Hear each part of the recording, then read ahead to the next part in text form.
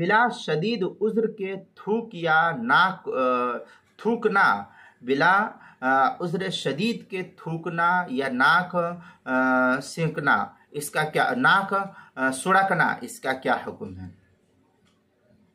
चुनांचे नमाज पढ़ते हुए थूकना, इधर उधर दाएं बाएं किधर थूक दिया, या बिला शदीद उज्र के नाक को सुड़कना ऊपर इस तरीके से, तो ये इसको फुक़हा ने मकरूह करार दिया है।